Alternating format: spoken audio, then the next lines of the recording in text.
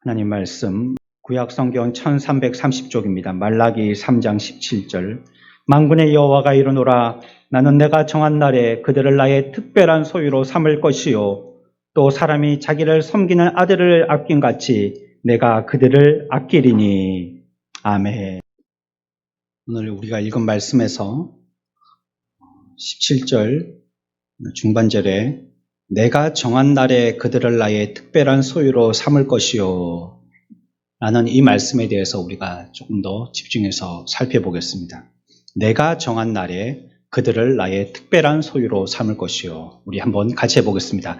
내가 정한 날에 그들을 나의 특별한 소유로 삼을 것이요. 우리 한 줄 다 같이 해봅시다. 시작. 내가 정한 날에 그들을 나의 특별한 소유로 삼을 것이요. 이 말씀을 우리가 세 가지 의미로 생각해 볼 수가 있습니다. 먼저 첫 번째는요, 하나님께서 자기 백성을 존귀하게 하신다는 것입니다. 잘 이해하셔야 됩니다. 존귀케 되었다가 아니라 존귀하게 하신다는 겁니다. 하나님이 하나님의 백성된 자들을 존귀하게, 쉽게 얘기하면 만든다는 겁니다. 존귀하게. 존귀한 자로 만든다는 것입니다. 이사야 43장 4절의 말씀입니다. 우리 같이 읽겠습니다.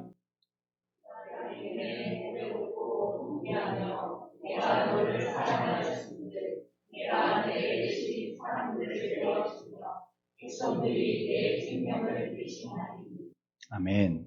내가 내 눈에 어떻고요? 보배롭고 어떠하며? 존귀하며 라고 얘기하고 있습니다. 이 말씀을 하는 것은 하나님이시죠? 하나님이 우리를 보실 때에 이거 어떻게 보면 좀 거꾸로 된 거 아니겠어요?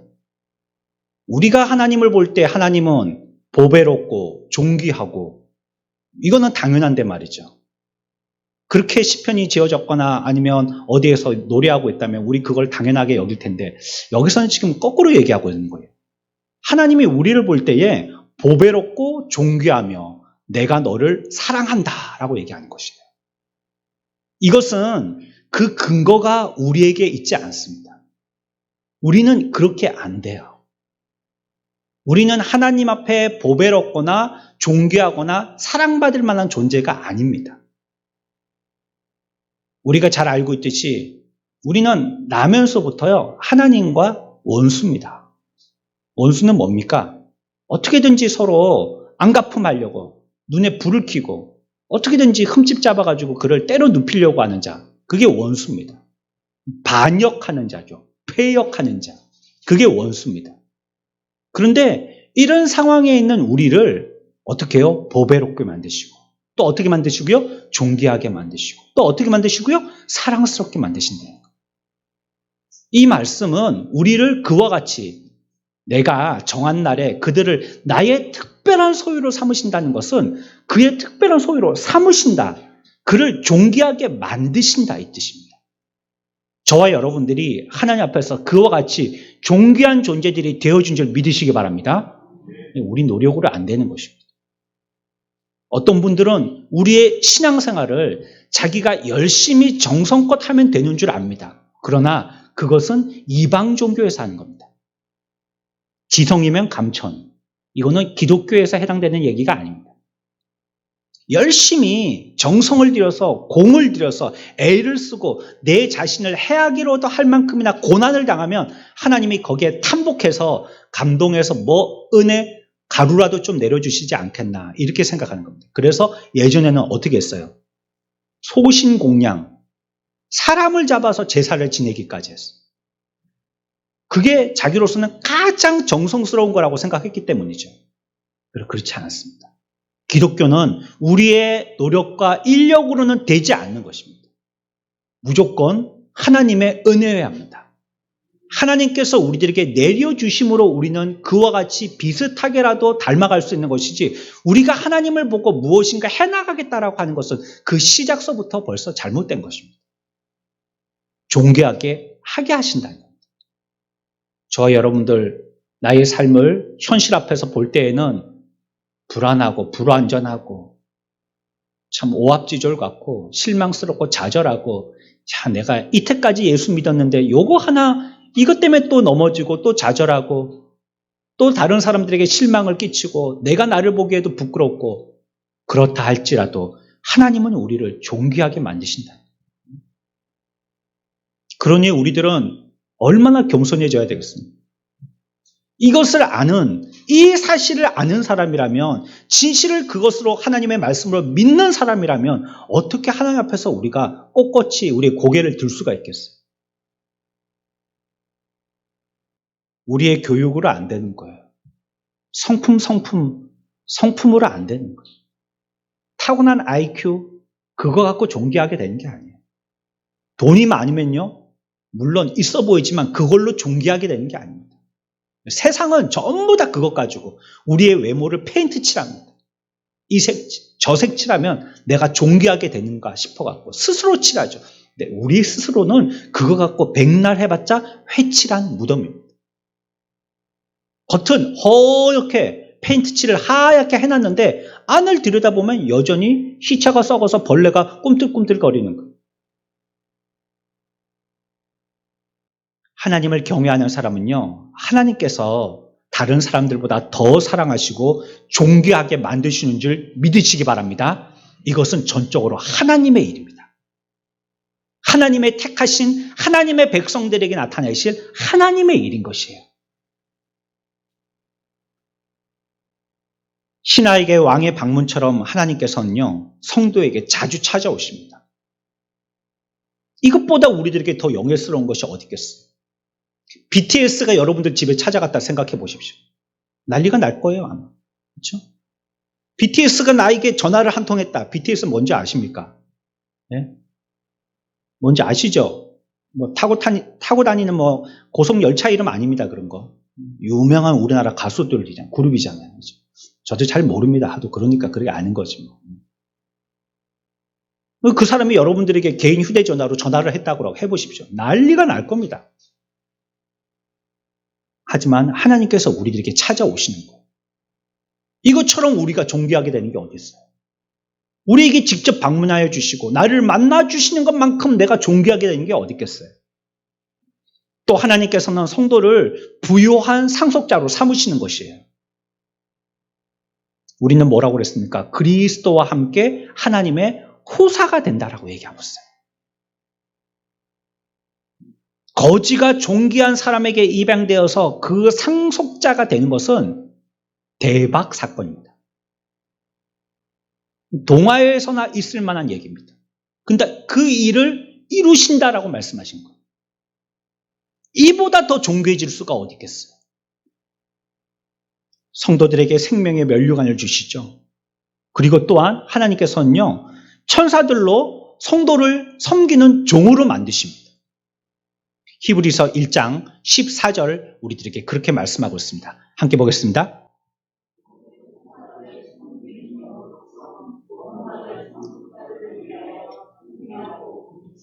아멘. 그 천사도요, 모든 천사라는 거예요. 모든 천사. 모든 천사들은 섬기는 영이 되어서요, 구원받을 상속자들을 위해서 섬기라고 보냄받았다는 거예요. 천사들이 지금 뭘 하고 있느냐? 우리 섬기는 일을 하고 있다는 겁니다.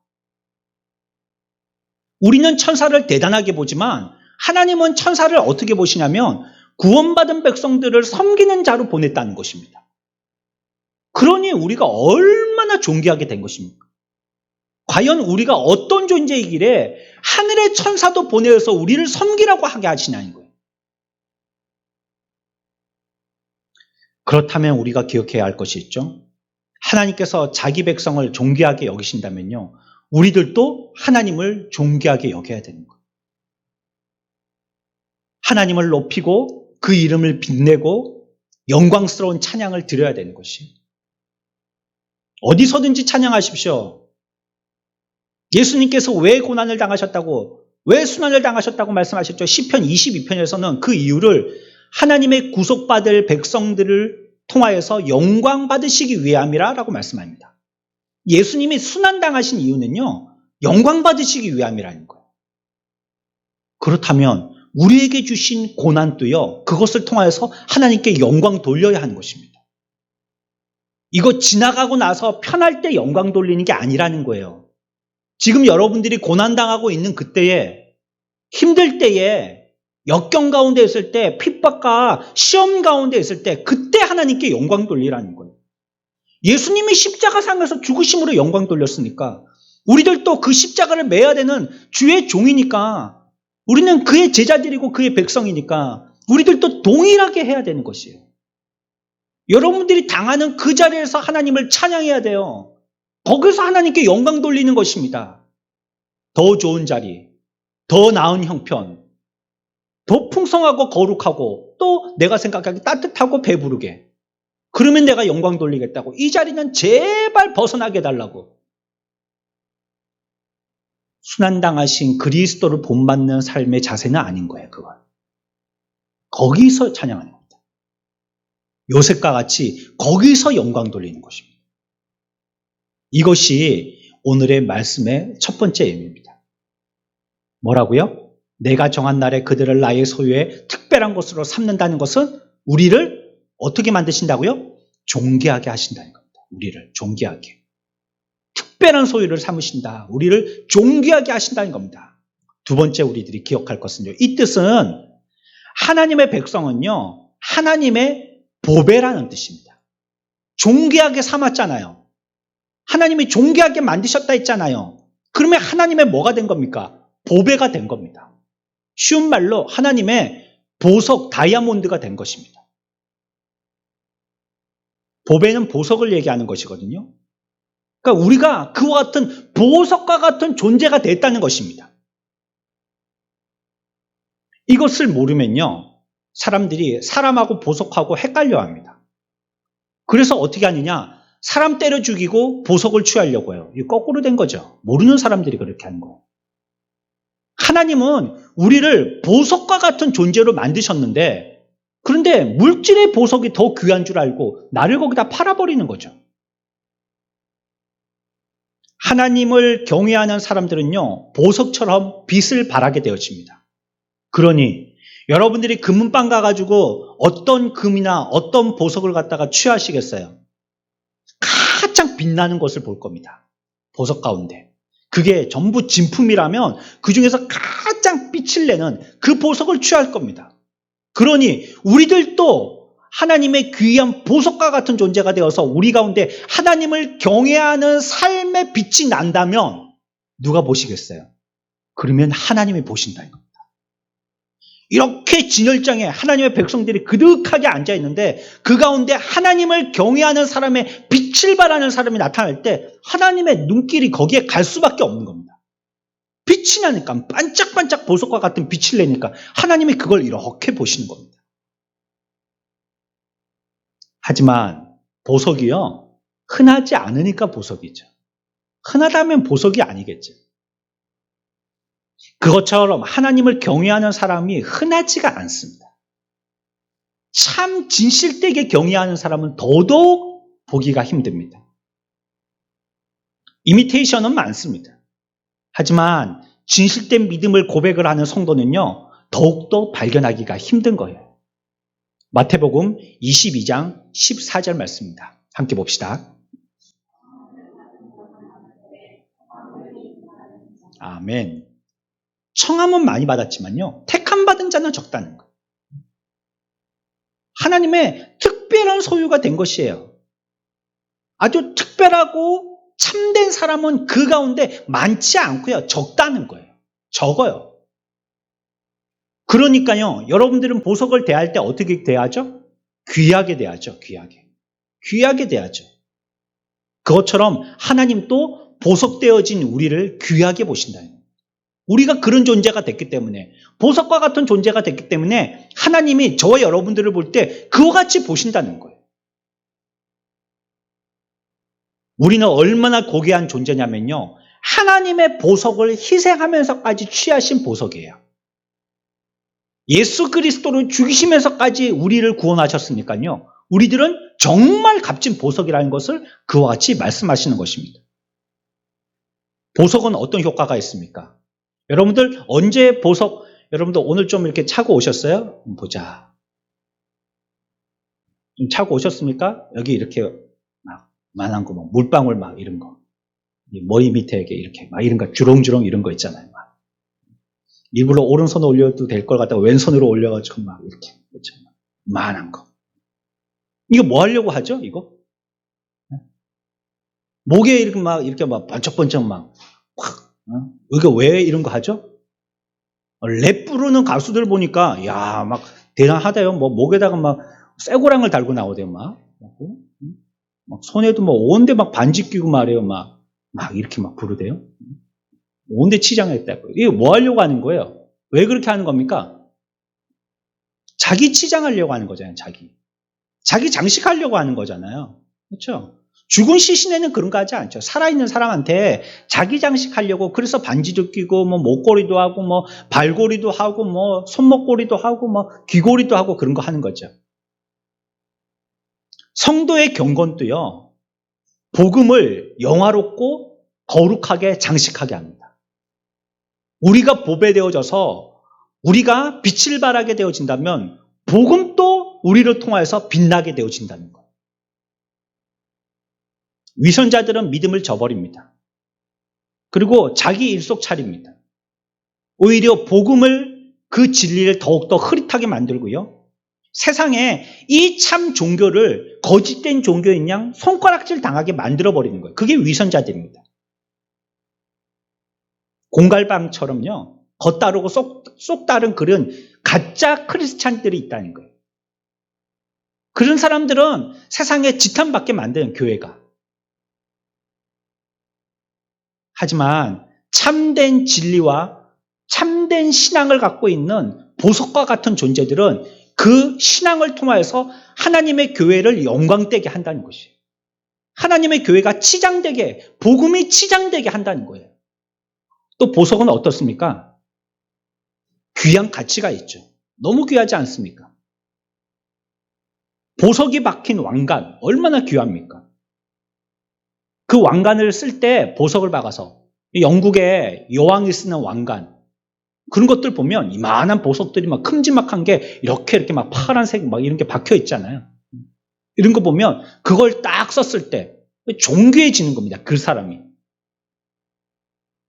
그것처럼 모든 성도들도 하나님 앞에서 모든 사람들 앞에서 뛰어난 자가 되어지도록 하신다는 것이에요. 우리 가운데에 하나님의 영광이 깃들어 있기 때문에 성도들은요, 하나님의 영광이 되는 거예요. 사람들은 보석을 좋아합니다. 또 그것을 지니고 싶어 합니다. 그것처럼 하나님을 경외하는 사람들도요, 사람들 앞에 인기가 있습니다. 사람들 앞에 거룩함을 드러내고 그를 통하여서 사람들의 흠모받게 하는 것입니다. 그래서요, 최소한 그 사람이 예수를 똑바로 잘 믿지 않더라도 똑바로만 믿으면요, 사람들에게 인기를 받게 됩니다. 그 가운데 보석과 같은 거룩함이 풍겨내니까 신불신간의 모든 사람들에게 주목받고요, 좋은 사람들에게. 그래서 그 사람들 주변에 사람들이 끓게 되어져요. 그 사람한테 한마디라도 말을 더 붙이고 싶고, 그 사람은 나 괜히 내 고민을 얘기해보고 싶고, 또 그 사람을 또 사랑하고 싶고, 아니 그 사람에게 뭔가 도움을 주고 싶고, 이런 사람이 되는 거예요. 그 가운데 보석과 같은 존재와 영광을 가지고 있기 때문이에요. 그리고 또 그 사람을 닮으려고 하죠. 나도 저렇게 믿어야 되겠다. 닮고 싶은 것입니다. 어떤 사람들은 어떻게 합니까? 높은 지위의 사람의 총애를 잃거나 자신의 명성에 누가 될까 봐서요, 경건한 삶을 두려워합니다. 그렇게 하려고 하지 않습니다. 하지만 하나님을 경외하는 자의 삶은요, 사람을 존귀하게 만듭니다. 그 삶 자체가 그 사람이 귀한 사람이 되도록 해요. 하나님께서는 성도와 악인을 분명하게 구분하시거든요. 성도는 귀하게 여기시지만 악인은 천하게 여기세요. 악인에게는요, 나홈 1장 14절에 뭐라고 얘기했냐면 내 무덤을 준비하리니 이는 내가 쓸모없게 되었습니다 라고 얘기하고 있어요. 악인에 대해서 뭐라고 얘기했다고요? 쓸모없다라고 얘기해요. 쓸모없어. 악인은 아무리 그 수요가 수십, 수백이라 할지라도 그 쓸모없다는 거예요. 여기에서 쓸모없다라는 뜻은요, 천박하고 상스럽다는 뜻입니다. 악인들의 모습은 굉장히 거룩함은 없죠. 악인들이 세속적인 영광과 존귀는 받더라도요, 하나님께서는 그 세속으로 통하여서 얻게 되어지는 존귀와 영광을 인정하지 않으세요. 아무리 그 사람이 금붙이로 온몸을 도배해가지고 자기를 치장하고 나왔다 해도 하나님은 그를 갖다가 인정하지 아니하고요. 어떻게 보신다고요? 천하게 보신다. 그들은 천한 자로 보신다는 거예요. 시편 14편 3절에는요. 다 치우쳐 함께 더러운 자가 되고 라고 얘기하고 있어요. 더러운 자가 된다는 것은 무슨 뜻이냐면요. 고약한 냄새를 풍긴다는 뜻입니다. 악한 자들은 고약한 냄새처럼 하나님이 생각하신다는 거예요. 여러분들은 뭐 두리안 과일과 같은 거, 아주 뭐 격한 냄새를 풍기는 거, 암모니아 그런 뭐 냄새 같은 거 이런 거 맡으면 어때요? 금방 뚜껑 덮어버리죠. 쳐다보지도 않으려고 하죠. 근처도 안 가죠. 냉장고 문 열었다가 그냥 꽝 닫아버리죠. 그런 냄새 나면. 하나님이 그와 같이 쳐다보지도 아니하신다. 고약한 냄새 풍기는 것처럼 그렇게 생각하신다는 거예요. 그게 더러운 자가 되고라는 뜻이에요. 성경에는 어떻게 표현합니까? 바람에 나는 겨, 또 찢기, 개, 돼지 이렇게 표현하고 있어요. 뭡니까? 살아있어도 무가치하다는 것입니다. 죽는다고 한들 전혀 아쉽지 않은 존재가 됐다는 거예요. 그게 악인들이에요. 하나님은 뚜렷하게 구분하시는 거예요. 우리야 모르고 똑같은 옷을 입고 있으니까 섞여 살 때 악인인가 의인인지 모르지만 하나님은 보시고 악인은 그와 같이 뚜렷하게 잘라내듯이 구분하신다는 거예요. 뱀, 두꺼비 징그럽죠. 지렁이 쳐다보기도 만지기도 싫죠. 그러나 이것들은 나름대로 하나님께서 주신 본성에 충실하고 있습니다. 우리 보기에 그렇게 보여서 그렇지 그들은 하나님이 지으신 대로 나름대로 열심히 생활하고 있는 거예요. 우리 육충에 가면 화분에다가 또 식물들을 좀 이렇게 앞쪽에 예쁘라고 좀 키우고 있거든요. 근데 하루만 지나면 이 거미들이요, 얼마나 열심히 거미줄을 치는지요. 아주 그냥 조직적으로 아주 탄탄하게 아주 그것도 또 옆에서 보면 예쁘게도 지어요. 그냥 아무렇게나 짓는 게 아니에요. 새벽기도 나와가지고 물 주면서 한번 싹 걷어요. 오전에 다시 출근해갖고 보면 또 지어놨어요. 얼마나 열심인지 모릅니다. 나름대로 우리는 아유 귀찮다 이거 뭐 이렇게 보기 싫어 이렇게 하지만 그 짐승들과 곤충들은 나름대로 최선을 다하는 거예요. 하지만 악인들은 그렇지 않은 거예요. 악인들은 지으신 그 본성에 충실한 게 아니에요. 그 마음에 사탄이 가득하고 성령님을 속이고 마귀의 지배를 받으면서 사는 거예요. 그러니 악인들은 하나님이 잘라내는 것입니다. 구분해버리는 것이에요. 여러분 보석은 어디에 둡니까? 아무렇게나 두지 않습니다. 예전 할머니들 보시면 그 보석이 너무 귀하다 보니까 싸고 신문에 싸고 또 거지 손수건에 싸고 어디 뭐 양발 같은 데 싸고 그래가지고 올려놨는다고 나는 게 어디 올려놨는지 모르겠어요. 너무 깊숙이 놔둬가지고 어디 놔뒀는지 모르겠어요. 나중에 이사 갈 때 보면 저기 장롱 구석에서 나오는 거예요. 저기 장롱 밑바닥에서 나오는 거예요. 침대 매트 저 속에서 그것도 자꾸 열어야 되는 저 속에서 나오는 거예요. 그 귀하기 때문에 그렇게 여기는 거예요. 그 귀한 보석이기 때문에 거기다 놔두는 거예요. 주인의 보호를 받는 거죠. 귀하게 말이죠.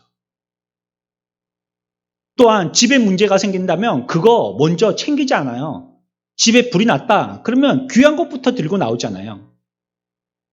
하나님께서도 열왕기상 18장 4절에 보면 100명의 선지자를 굴에 숨기셨다라는 표현이 나옵니다. 귀하니까 숨기시는 거예요. 또 계시록에 보면 땅에 저주를 부으시기 전에 천사들에게 얘기합니다.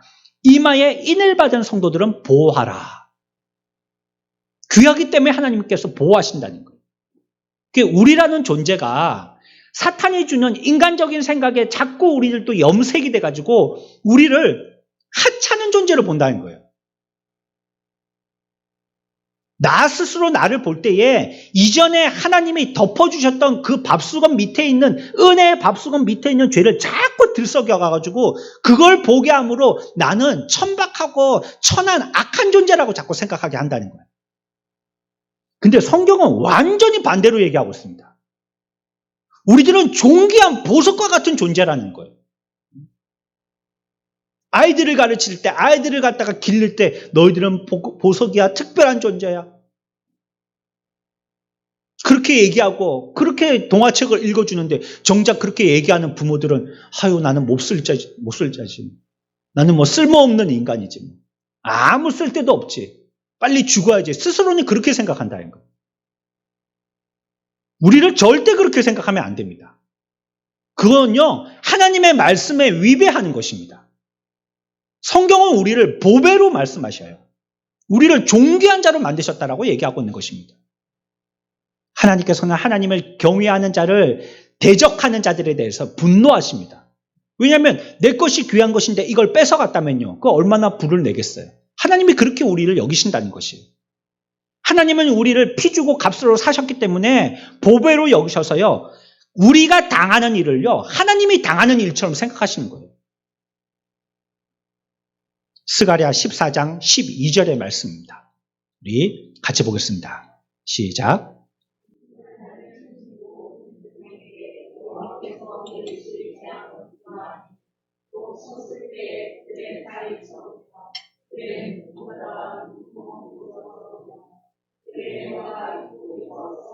아멘. 이게 어떤 자들에게 이렇게 한다고요? 앞을 보십시오. 앞줄을 뭐라고 말씀하세요? 예루살렘을 친 모든 백성. 이게 누구에게 대해서 얘기하는 겁니까? 하나님의 백성에 대해서 얘기하는 겁니다. 하나님의 백성을 친 자들은 이렇게 만든다는 거예요. 하나님이 귀하게 생각하는 하나님이 존귀케 여기는 하나님의 백성들을 친 자는 어떻게 한다고요? 뭘 내려요? 재앙을 내린다는 거예요. 재앙을. 자기 것으로서 귀하게 생각하고 있는 하나님의 백성들을 쳤으니까 하나님이 자기를 친 것처럼 화를 내시고 재앙을 내려. 어떤 재앙이요? 섰을 때 살이 썩게 만들고 눈동자가 눈구멍 속에 썩으며 그들의 혀가 입속에서 썩게 만든다는 거예요. 무시무시한 재앙 내린다는 거예요. 여기에 예루살렘에 친 모든 백성에게 여호와께서 내리실 재앙이라는 거예요. 그 백성이 저와 여러분들이라는 거예요.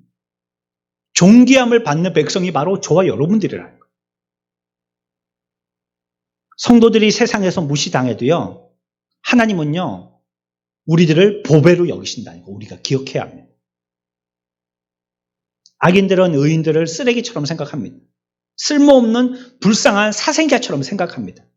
또 우리의 가치가 만약에 있다면 우리의 가치를 있는 대로 깎아내리고 멸시하려고 합니다. 그리고 의인들에 대해서 온갖 욕설과 비방을 퍼붓습니다. 아합은 엘리야 선지자를 오히려 이스라엘을 괴롭히는 자라라고 불렀어요. 루터는 발랑군의 나팔이다라고 별명이 붙었어요. 바울은요 뭐라고 불렀냐면 사람들에게 연병이다라고 불렸어요. 사람들에게 몹쓸 병을 전하는 자다라고 불렀던 거예요. 의인들은 이렇게 악인들에게 불림받을 수 있다는 것입니다. 바울의 고백입니다. 고린도전서 4장 14절 말씀입니다. 함께 봅시다.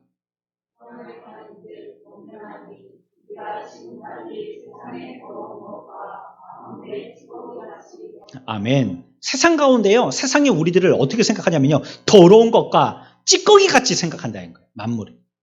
이 세상 가운데 우리는 그렇게 같이 존재로 여김받고 산다는 것입니다. 하지만 타락한 세상으로부터 미움을 받는다 할지라도요. 하나님께서는 저와 여러분들을 존귀하게 여기신다는 거예요. 하나님이 우리를 어떻게 보는 게 이게 중요한 것입니다. 그래서 계시록 1장 20절에서는 우리를 뭐라고 얘기하시냐면 7 촛대 그 앞에서는 뭐라고 얘기하면 금으로 만든 이렇게 얘기합니다. 그러면 붙여서 얘기하면 뭐냐면 우리는 7 무슨 촛대요? 금촛대라는 거예요. 금촛대. 그리고 이 비밀은 7 교회 우리들을 얘기하는 것이에요. 그들에게만 가르친다는 거예요. 그 존귀한 자들에게만 말해준다는 것이에요. 이와 같이 우리들을 귀하게 생각한다는 것입니다. 그렇다면 우리들은요, 우리를 보배로 여겨야 됩니다. 우리 따라합시다. 나는 보배다. 나는 보석이다. 좀 더 실감나게 할까요? 나는 다이아몬드다. 우리 그렇게 여겨야 됩니다. 우리 스스로를 그렇게 여겨야 되는 거예요. 내가 나를 그렇게 해요. 여러분들 아침에 일어나서 세수하고 딱 거울을 볼 때 그렇게 얘기하십시오. 나는 보배다. 나는 보석이다. 나는 다이아몬드다. 자꾸 그렇게 얘기하면 자기 체면에 걸려서요. 그 얼굴이 그렇게 좀 바뀝니다. 조금씩. 조금씩 바뀝니다. 확은 안 바뀝니다. 조금씩 바뀝니다. 그게 조금 더 예뻐지고요. 또 다듬어지고요. 더 빛이 나고 광채가 나게 되는 것입니다. 그렇다면 우리들도 그처럼 살아야 되는 것이에요. 내가 그렇다고 하면 그렇게 살아야 되는 것이에요. 확실하고 거룩하게 세상의 빛으로서의 삶을 살아야 된다는 거예요. 그래서 내가 그런 존재이기 때문에 그렇게 빛을 발하면서 살아야 된다는 것입니다. 빌립보서 2장 15절 말씀입니다. 같이 봅시다.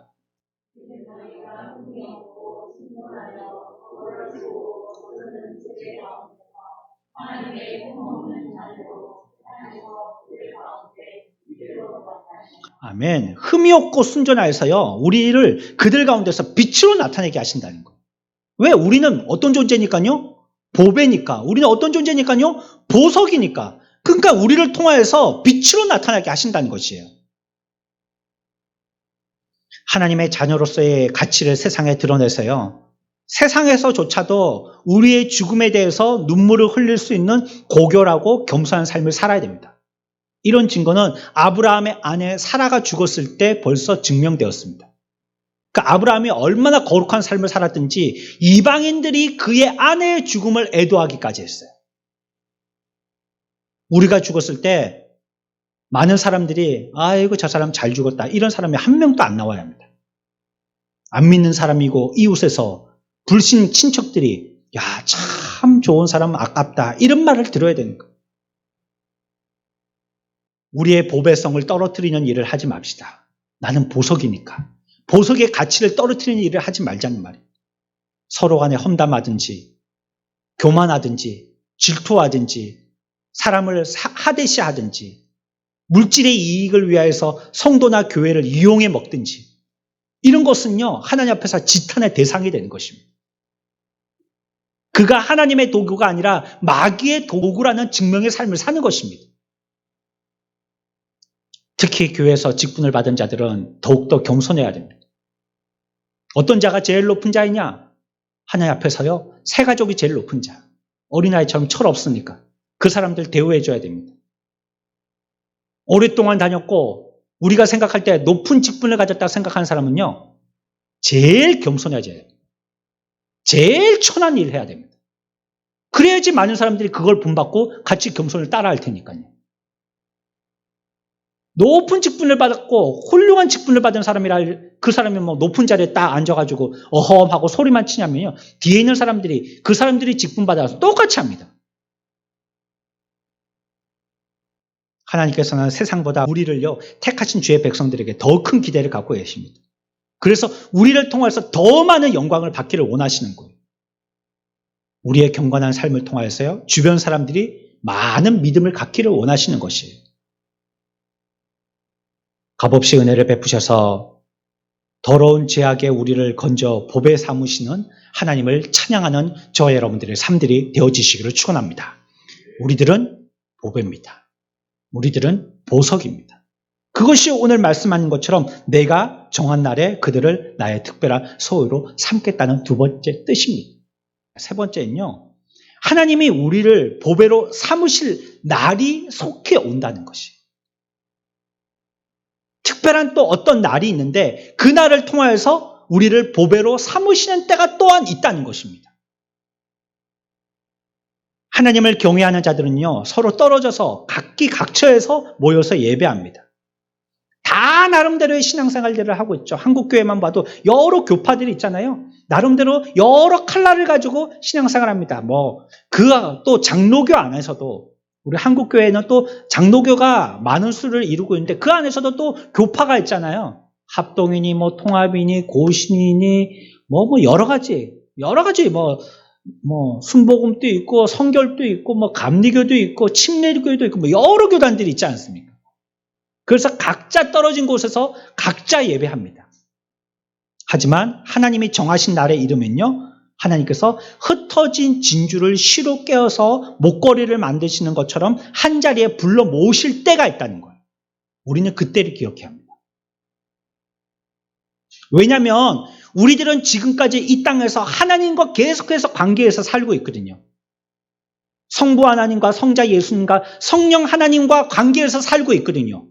그러니 계속 그렇게 하다 보면 결국은 그분을 만나게 되는 거예요. 결국은. 계속 그런 관계의 삶을 살다 보면 결국은 그분을 만나는 겁니다. 여러분들이 계속 어떤 사람하고 통화를 해요. 그럼 그 사람하고 결국은 만나게 되는 거예요. 결국은 만나게 됩니다. 그래서 결혼하신 분들이 있으시다네요. 또한 이것은요, 주님의 기도이기 때문에 그렇게 됩니다. 요한복음 17장 24절입니다. 같이 읽습니다.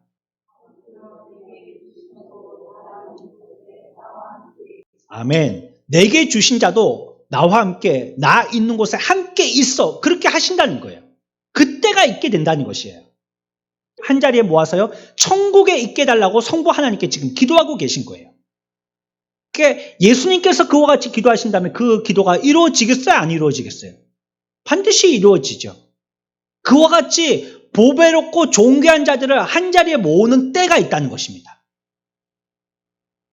하나님은 그때까지 기다리세요. 존귀한 자들을 그때까지 참고 기다리시는 거예요. 그때는 보석만 추려서 하나님의 보물 창고에 들여지는 때가 되어진다는 것이에요. 하나님의 백성들은 여전히 너무나도 부족합니다. 그래서 서로 대립하기도 하고 서로 의심하기도 하고 분열을 자초하죠. 하지만 하나님께서는요, 성도들을 하나로 모으시고 연합하는 때를 이루신다는 것이에요. 다이아몬드도 유심히 살펴보면 거기에 입자 가운데 결합이 있어요. 결함이 있어요. 결함이.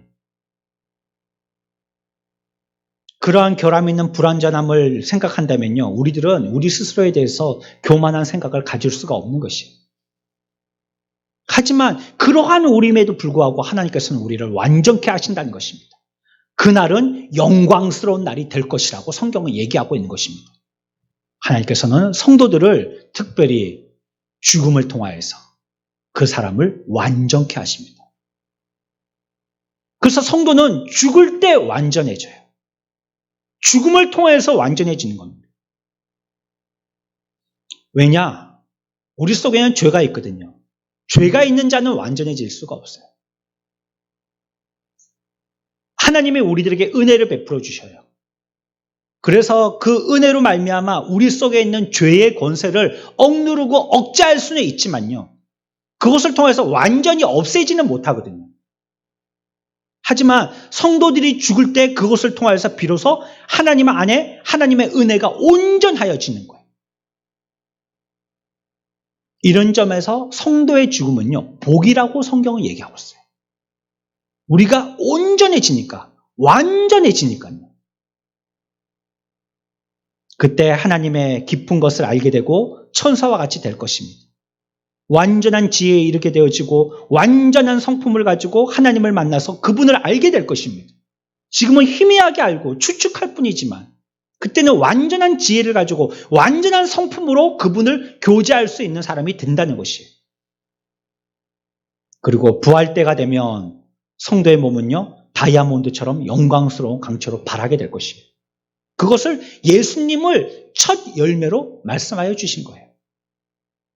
그 모습과 같이 우리들도 그렇게 된다는 것이에요. 부활의 몸은요, 전에 가졌던 육체와 본질적으로는 다르지 않습니다. 본질은 변하지 않는데요, 속성이 변하는 거예요. 마치 우리 여자분들 이렇게 머리에 여러 색깔로 이렇게 염색하실 때가 있잖아요. 그 머리카락이 본질이 바뀐 게 아니잖아요. 그 머리카락의 색깔에 그 색깔 염색을 해서 그 속성이 바뀐 거잖아요. 우리도 그와 같이 부활 때 그와 같이 되어진다는 것입니다. 하나님께서는 전보다 훨씬 완전한 형태로 우리를 만들어 주시는 거예요. 어떤 완전한 형태냐? 육체적으로 약한 자가 있었다면 그 약한 자를 강하게 하여 주시는 거예요. 눈이 약해서 이렇게 두꺼운 안경을 쓴 사람이 있다면 눈을 강하게 하여 주시고, 또 우리의 장기가 약한 사람이 있다면 그 장기를 강하게 해서 온전한 자로 부활 때 만들어 주신다는 거예요. 또 여러분들이 저는 다리가 있었다면 그 저는 다리도 고쳐주신다는 것. 혹 우리가 사고로 팔다리를 잃었을지라도 회복되게 해주시는 것이 바로 부활의 때라고 말씀하시는 거예요. 세상에서는 우리의 몸이 환경으로 제재를 받습니다. 여기서 서울을 바로 갈 수가 없어요. 버스를 타든지 기차를 타든지 타야 되는 것이지. 하지만 부활 때에는 어떤 환경도 우리를 제재하지 못하는 거예요. 부활의 육체는 질병이나 죽음이 없는 것입니다. 하나님의 보배가 되면요, 그분이 정하신 날에 완전한 몸과 영광스러운 영광의 영혼을 갖게 되어진다라고 성경은 얘기하고 있는 것입니다. 그러므로 우리는 그때를 사모하고 기다려야 하는 것입니다. 자, 이제 정리해 봅시다. 우리가 오늘 읽었던 나는 내가 정한 날에 그들을 나의 특별한 소유로 삼는다는 것, 나의 특별한 소유를 삼는다는 것, 이것은 세 가지의 의미가 있다라고 말씀드렸어요. 첫 번째는 어떤 의미가 있다고요? 우리를 존귀하게 만드신다는 것이에요. 그리고 구원받은 저와 여러분들은 이미 존귀하게 되어진 줄 믿으시기 바랍니다. 두 번째는요, 우리를 뭐로 여기신다고요? 보배, 보석으로 여기신다고요. 또 세 번째는요, 어떤 의미가 있다고요? 완전하게 그렇게 하시는 날이 있다는 거예요. 온전하게 그렇게 하시는 날이 있다는 거예요. 그것을 우리들에게 말씀하고 있습니다. 이 시대를 살고 있는 저와 여러분들, 자신을 보고 실망하지 마십시오. 좌절하지 마십시오. 낭망하지 마십시오. 우리를 존귀케 하신 그분을 바라보시고 우리에게 그 형상을 입히신 그 형상의 모습대로 살아가는 저와 여러분들이 되어야 합니다. 이 땅에 그것이 우리가 하나님을 찬양하면서 사는 것입니다. 저와 여러분들은 하나님의 보배로운 존재입니다. 믿고 감사하고 승리하는 한 주간 우리의 인생들이 다 되어지시기를 축원합니다.